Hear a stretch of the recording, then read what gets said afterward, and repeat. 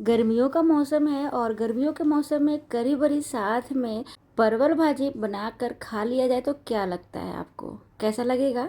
मैं आज बनाने वाली हूँ पनीर का कढ़ी बड़ी पकौड़े वाली और साथ में जीरा राइस और परवल फ्राई। झटपट से बनकर तैयार हो जाता है और कॉम्बिनेशन बहुत ही परफेक्ट होता है। तो इसे बनाने के लिए सबसे पहले मैंने यहाँ पे लिया है चाय पीने वाले कप से 2 कप बासमती राइस। देखिए, पुलाव का चावल, अगर हम पुलाव बनाते हैं ना, वही वाला चावल जीरा राइस में भी यूज होता है। लंबा वाला चावल लेना है जिसमें खुशबू होती है और उसे काफ़ी बढ़िया से इस तरीके से मसलते हुए धो लेना है। कुछ इस तरीके से सफ़ेद सा पानी निकलेगा जिसे आपको बिल्कुल फेंक देना है छान कर, और इस तरीके से पानी निकाल कर आधे घंटे के लिए करीब छोड़ देंगे। और आधे घंटे में इन सभी चीज़ों को मैं आपको बनाकर दिखाती हूँ। यहाँ पे मैंने लिया है परवल। तो परवल फ्राई बनाने के लिए सबसे पहले परवल को लेना है और ऊपर और नीचे का सीरा जो है काट कर निकालना है, और इस तरीके से हल्का सा आपको खरोच कर इसका छिलका जो है पतला वाला निकाल कर हटा देना है। उसके बाद काफ़ी बढ़िया से इसे धो लीजिएगा। तो मैंने धो लिया। धोने के बाद इस तरीके से आपको 2 टुकड़ों में काट लेना है। अब इसमें डालेंगे हल्दी पाउडर, धनिया पाउडर, गरम मसाला, चाट मसाला, मिर्ची पाउडर, स्वाद अनुसार नमक, काली मिर्च पाउडर। इन सभी को काफ़ी बढ़िया से मिक्स करेंगे और अच्छे से मिक्स करके इसे भी थोड़ा सा छोड़ देंगे। थोड़ा सा मैंने इसमें चाट मसाला भी और आमचूर मसाला भी डाल दिया है। तो सभी का मात्रा लगभग आधा चम्मच या फिर 1 चम्मच रखिएगा। यहीं पे मैं बना रही हूँ कढ़ी। तो कढ़ी के लिए मैंने यहाँ पे लिया है बेसन। बेसन का मात्रा जितना लेंगे उतना ही आपको लेना है पानी, और इन सभी को अच्छे से मिक्स करेंगे। और हो सके मिक्स करने के बाद 2 से 3 चम्मच आपको पानी डालने की ज़रूरत पड़ जाए। एक साथ ज़्यादा मात्रा में पानी मत मिलाइएगा। और इस तरीके से आपको फेंट लेना है गाढ़ा सा, और फेंटते फेंटते ना कुछ इस तरीके से सफ़ेद जैसा, मतलब क्रीम जैसा दिखने लग जाएगा। तो 5 से 10 मिनट के लिए काफ़ी बढ़िया से फेंटिएगा एक ही डायरेक्शन में। और फेंटने के बाद इस तरीके से कटोरी में पानी लेना है और पेस्ट को इस तरीके से डालना है। अगर पेस्ट ऊपर पानी में तैर रहा है तब समझ जाइएगा बिल्कुल परफेक्ट ये बड़ी बनाने के लिए है। इससे ना काफ़ी बड़ी जो है सॉफ्ट स्पॉन्जी बनती है। अगर आप ये वाला प्रोसेस नहीं करेंगे, यानी फेंटने वाला काम नहीं करेंगे, तब आपकी जो बरियां हैं वो बिल्कुल ही कठोर बन जाएगी, पत्थर जैसी। इसी में डालेंगे थोड़ा सा हींग, स्वाद अनुसार नमक और हल्दी पाउडर, मिर्ची पाउडर, धनिया पत्ता और पनीर। अच्छे से मिक्स करेंगे। थोड़ा सा गरम मसाला इसमें डाल दिया और देखिए, फेंटने के बाद ही इन सभी मसालों को, नमक वगैरह को डालना है।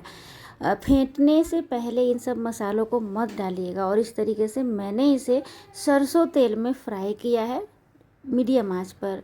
जब तक वो फ्राई हो रहा है तब तक मैंने यहाँ पे एक पॉट लिया है और इसमें दही, हींग और थोड़ा सा नमक डालकर उसमें पानी मिलाया और अच्छे से मिक्स कर दिया। जैसे जैसे पकौड़ा तलते जाएंगे, इंस्टेंट आपको पानी में डाल देना है ताकि पकौड़े जो हैं वो बिल्कुल ही जूसी बन जाए।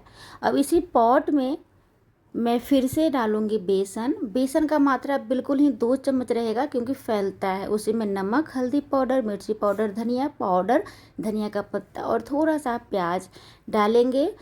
दही डालेंगे और दही का मात्रा भी आप अपने अकॉर्डिंग रखिएगा। जैसे मैंने 2 चम्मच बेसन लिया तो 2 चम्मच दही भी लिया, और इसमें पानी डालेंगे। तो पानी कुछ इस तरीके से डालकर मिक्स कीजिएगा।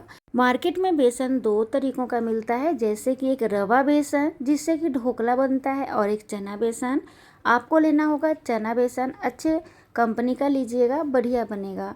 और अच्छे से मिक्स करेंगे। जो हमने फूलने के लिए जिस पानी में पकौड़े को डाला था वो भी पानी मैंने इसमें डाल दिया, और कुछ इस तरीके से फेंट कर लम्प्स फ्री बनाना है और पतला बनाना है क्योंकि ये बाद में गाढ़ा बन जाता है। कढ़ाई में सरसों तेल डाला, मिर्ची, हींग, जीरा और थोड़ा सा मेथी और धनिया का बीज डाला, अच्छे से भून लिया। इसी में करी पत्ता डाला, थोड़ा सा प्याज डाल दिया और इसे भी काफ़ी बढ़िया से भून लेंगे। अब इसी में डालेंगे ये मिक्स किया हुआ बेसन, दही का पानी, और बिल्कुल ही धीमी आंच पर थोड़ी देर के लिए लगातार चलाएंगे ताकि दही फटे नहीं और बेसन जो है वो चिपके नहीं। तो इसे बनाने के लिए थोड़ी देर के लिए ज़रूर इसे लगातार चलाते रहिएगा। बहुत ही मोस्ट इम्पॉर्टेंट चीज़ है ये बातें। और अब चलाते हुए कुछ इस तरीके से गाढ़ा हो गया है, तब इसमें फिर से मैं पानी डालूँगी। तब एक साथ बहुत मात्रा में पानी नहीं डालना है, जैसे जैसे ये गाढ़ा होता है वैसे वैसे इसे पानी इसमें डालते हैं। और जब खौलने लग जाए तो सबसे लास्ट में बड़ियों को डाल देंगे और इस तरीके से आपको खौला लेना है। और आप देखिए बड़ियाँ कुछ देर आपको पका लेना है, क्योंकि ये पनीर वाली है ना, पनीर वाली जब बनाते हैं ना तो थोड़ा देर पका लेना होता है ताकि सॉफ्ट बन जाए। उसके बाद तो हमारा कढ़ी बनकर तैयार है, क्योंकि काफ़ी गाढ़ा हो गया है और मैंने इसे 20 मिनट तक धीमी आंच पर बनाया था। तो काफ़ी बढ़िया से पका लेना ज़रूरी हो जाता है धीमी आंच पर। जीरा राइस बनाने के लिए कुकर में मैंने घी डाला और जीरा डाला। जब अच्छी तरीके से गर्म हो गया, जीरा भून गया, तब ये धुले हुए जो चावल है उसे डाल दिया। और चावल 2 कप था तो यहाँ पे 2 कप के अनुसार 4 कप से 1 इंच कम पानी में डाल रही हूँ। 3 कप तो बिल्कुल फुल था पानी, और चौथा कप में 1 इंच मैंने कम डाला है, यानी कि वो 1 इंच घी मैंने डाला था ना, तो घी मिलाकर टोटल पानी मिलाकर 4 कप हो जाता है। तो अच्छे से भून लिया थोड़ा चावल, पानी डाल दिया और इसी में थोड़ा सा कॉटन का कपड़ा में मैंने डाल दिया है थोड़ा गरम मसाला, जिसमें जीरा, काली मिर्च और बड़ी इलायची, छोटी इलायची, लौंग, दालचीनी होता है। कपड़े में डालने से काफ़ी बढ़िया सा खुशबू आ जाता है जीरा राइस में। तो उसे भी 1 सीटी लगाएंगे सिर्फ तेज़ आंच पर, और जैसे ही 1 सीटी आ जाए गैस को ऑफ करेंगे। सीटी अभी लगी हुई है, सीटी जो अंदर का जो गैस है ना कुकर का, वो मैंने अभी नहीं निकाला है। तो वो उधर हो रहा है, तब तक यहाँ पे जो परवल को हमने मसालों के साथ मिक्स कर लिया था, मैरिनेट कर लिया था, इसे भी सरसों तेल में तेज़ आंच पर फ्राई करके निकाल लिया है। अब यहाँ पे देखिए कुकर का जो गैस है बिल्कुल ही निकल गया है, अपने से निकल गया है, खुद से आपको निकलने देना है, आपको नहीं निकालना है। और इस तरीके से जो कपड़े के अंदर हमने जो गरम मसाला डाला था ना, उसे निकाल लेना है। और इस तरीके से हल्का सा चावल को अलग अलग कर लीजिएगा, तो एकदम खिला खिला चावल परफेक्ट, बिना चिपचिपा। आप देख सकते हैं बिल्कुल ही ये चिपचिपा नहीं है, खिला खिला चावल है।